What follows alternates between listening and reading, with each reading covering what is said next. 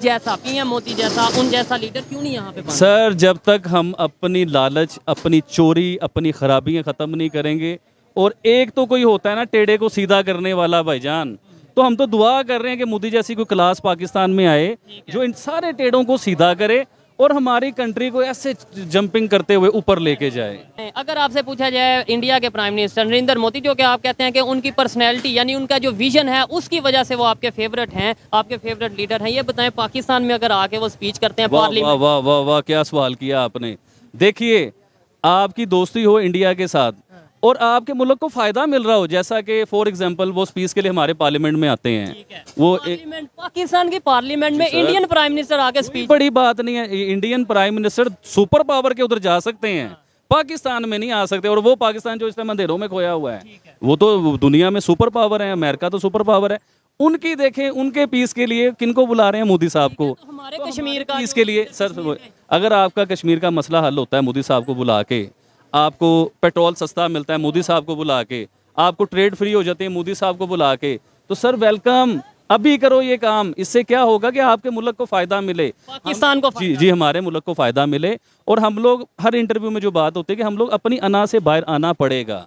इस अना से जब हम बाहर निकल आएंगे, आप देखिए पाकिस्तान भी तरक्की करेगा और ये मुल्क कहाँ से कहाँ जाएगा। प्राइम मिनिस्टर को बुलाने की क्या जरूरत है? सर इंडिया के प्राइम मिनिस्टर को इसलिए बुलाया जा रहा है कि एक तो वो टैलेंटेड हैं, जीनियस हैं, अपनी कंट्री को ऊपर लेके गए हैं, आम आदमी के साथ चल रहे हैं और इंडिया एक पावर बन चुका हुआ है। और वो वाली पावर है इंडिया के। देखिए अभी रिसेंटली जो सुनने में आता है कि 5वें से 4थे नंबर पे उनकी जो है वो जाने लगे इकोनॉमी। जी हाँ, उन्होंने जो टारगेट रखा है कि वो टॉप 3rd इकोनॉमी में आए। जी, ये बेस होती है कि जब आप अपनी कंट्री को ऊपर लेके जाते हैं, अपने लोगों के लिए सोचते हैं, तो पूरी दुनिया में आपकी इज्जत होती है। अगर आप ये चीज़ें नहीं करते तो पूरी दुनिया आपको चोर कहती है, पूरी दुनिया कहती है अपने मुल्क के साथ आप गलत कर रहे हो। अभी रिसेंटली बाजवा साहब किसी कंट्री में बैठे हुए थे, बड़ा क्लिप वायरल हुआ है वो अपनी मिसिस के साथ। तो लोग, एक पठान था, अगवानी था, कौन था, उसने स्ट्रेट फॉरवर्ड जो है ना बदतमीजी वाले लफ्ज बोले। तो ये चीज़ का भी मज़ा नहीं आया। देखिए तो ये बना रहे हैं, क्या नाम है उसका, सी पैक जो हम बना रहे हैं, इतना बड़ा सेटअप कर रहे हैं उसका। अगर यही सी पैक हमारा बना होता इंडिया के साथ, उसके साथ ईरान है, उसके साथ अफगानिस्तान है, साथ पाकिस्तान है, इस तरह इन 4, 5, 6 मुल्कों में ये ऐसा सिलसिला बन जाता। 5 नहीं, उससे आगे सेंट्रल एशियन स्टेट्स हैं और ये बड़ी एक गेम बड़ी बन जानी थी। मैं जी, कहता हूं चाइना को भी मिला लेते साहब। मिला लेते, लेकिन आप दुश्मनी करके ना करो, आप मोहब्बत करके करो जो भी करना है। अभी आप इंडिया के साथ मिल जाते या इंडिया के साथ आपकी ज़िन्नत मिलती होती, सारा कुछ होता, कोई बीच में झगड़े ना हुए होते, तो ये सी पैक जो बन रहा है ये हमारा बनता अपना पैक और सारे अपने पैक बनता और कैसा ज़बरदस्त वो बनता। आपकी देखिए ट्रेड भी बहुत सस्ती हो जानी थी, हर चीज़ आपको सस्ती। मुल्क तरक्की करते हैं भाईजान, मुल्क तरक्की जब करते हैं जब आप प्लानर हो, दिमाग से सोचो कोई चीज़ कि हमने, अब आप दिमाग से सोचोगे यही कि बस जंग ही करनी है, बस बम भी बनाना है, बस पिस्तौल ही बनानी है, बस यही करना है सारा कुछ। जब तक आप टेक्नोलॉजी नहीं लाओगे, बम बनाना है ना तो बम बनाओ आम सिविलियन को, उसे पढ़ाओ, वो पढ़ के बम बनेगा, वो यूनिवर्सिटी में पढ़ के इंजीनियर बनेगा, डॉक्टर बनेगा, किस उससे फ़ायदा क्या होगा? हमारा मुल्क ऊपर जाएगा भाईजान दुनिया के बीच में। हम तो पाकिस्तान के लिए हर इंटरव्यू में कहता हूँ कि इंडिया को हम आइडियल पर्सनैलिटी क्यों बना रहे हैं, इंडियन प्राइम मिनिस्टर। जी हाँ, आइडियल पर्सनैलिटी क्यों बना रहे हैं, हमें वो क्यों पसंद है कि वो तरक्की कर रहे हैं, वो अपने लोगों को फ़ायदा दे रहे हैं, पॉलिसीज अच्छी हैं। अभी रिसेंटली मेरे घर का बिल आया, 2 आ जाता है, उस अमेरिका जो पूरी दुनिया के मसले हल करता है, उनके मसले हल करने की जरूरत पड़ गई है मोदी साहब की, उन्हें जरूरत पड़ गई है बड़ी बेसब्री से। अब एक सेकंड बात सुनिए ना। अब मेरा टॉपिक है भाई, आज मुझे बोलने दीजिए प्लीज, आपके मेरे सुनने वाले समझ रहे हैं कि मैं क्या कहना चाह रहा हूँ।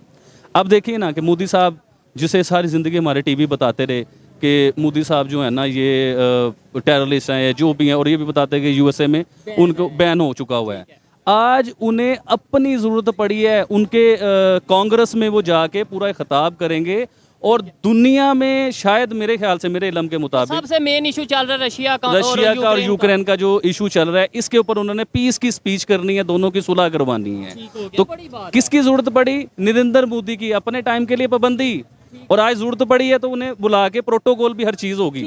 लेकिन मैं आपसे ये कहना चाह रहा हूँ, अभी लास्ट वीडियो में कभी आसमान पे मोदी लिखा जाता है, कभी कोई उनके पाँव छू रहे हैं, कभी उनसे कोई जफ्फी डाल रहे हैं, कोई उन्हें बॉस कह रहा है, कोई उन्हें वीआईपी वेलकम कर रहा है, कोई वो ऑटोग्राफ देना चाह रहा है। तो सर मोदी साहब में कोई तो बात है कि अमेरिका सुपर पावर बुला रहा है कि यार हमारी सुलह करवाओ, मतलब यूक्रेन की और इसकी सुलह करवाओ, कोई तो क्लास है ना मोदी की। कह रहा मोदी आई लव यू। मैंने भी क्या बताया कि कोई पाँव में गिर रहा है, कोई आसमान पे नाम लिख रहा है, कोई अपने कांग्रेस में बुला रहा है, स्पीच के पीस के लिए जो है ना वो बुला रहे हैं। तो कोई क्लास हैं वो, अगर मैं उन्हें पसंद कर रहा हूँ तो पूरी दुनिया उन्हें पसंद करती है, पहले उन्हें पकड़ो।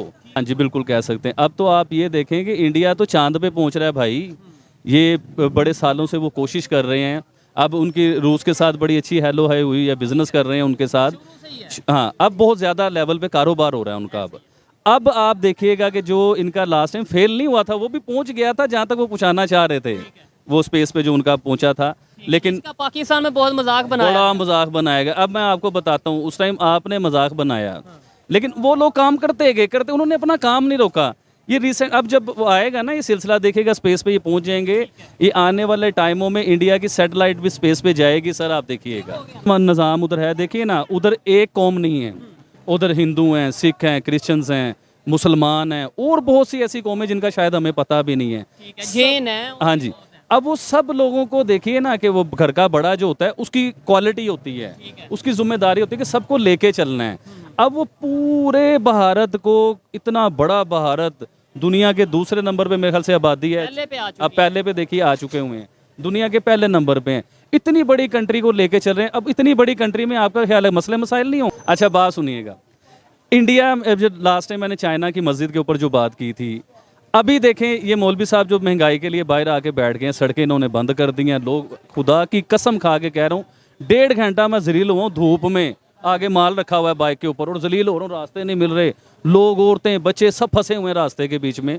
अब मुझे बताएं, आप है तो क्या इंडिया की पोजीशन किधर चली जाएगी सर? वो कितना बढ़ जाएगा? वो एक मैसेज मुझे आता होता है कि आबिद भाई एक ही दिल है और कितनी बार जीतोगे। मेरे सवाल तो ये मोदी साहब को ही कह रहा हूँ कि मोदी साहब एक ही दिल है हमारा, कितनी बार जीतोगे? दुनिया में पीस भी आप करवा रहे हो, अमन भी करवा रहे हो, जो जंगें हो रही हैं उनकी सुलह भी करवा रहे हो, और दुनिया का सुपर पावर घुटनों पे आ गया है। भाईजान मैं तो यही कहूँगा कि दुनिया का सुपर पावर घुटनों में आ गया है और आपको बुला रहा है। और उनका रिकॉर्ड चेक कीजिए सर, ऑन रिकॉर्ड, दुनिया में दूसरी बार इंडियन और दूसरी बार वो प्राइम मिनिस्टर मोदी साहब कांग्रेस में जाके उनके फायदे के लिए जा रहे हैं। तो ये देखें, जो सारी ज़िंदगी हम लोग अमेरिका से फ़ायदे मांगते रहे हैं और सारी ज़िंदगी हम लगे रहे कि अमेरिका फ़ायदा करेगा। मैं अब महंगाई के लिए तो निकल के आ गए हो। वो फ्रांस का कोई सफ़ीर था, उसके लिए आप निकल आए जी, उसे निकालो मुल्क से बाहर। रसूलुल्लाह सल्लल्लाहु अलैहि वसल्लम की उसने गुस्ताखी कर दी है। अब मैं उनसे तरीके लब्बाइक को मैं मैसेज देता हूँ खड़ा होके, और बड़ी जिम्मेदारी से मैसेज देता हूँ कि सर अब ये आप छोटी सी बात के लिए निकल आए हो, महंगाई के लिए। आप दीनदार हो, आप तो कहते हो कि हम दीन का जो है ना ठेका ही हमारे पास है, लोग गल करके दहावे, हम फ्रांस के उसे सफ़ीर को भेज देंगे, हम ये कर देंगे, हम वो कर देंगे। तो अब कहाँ हो?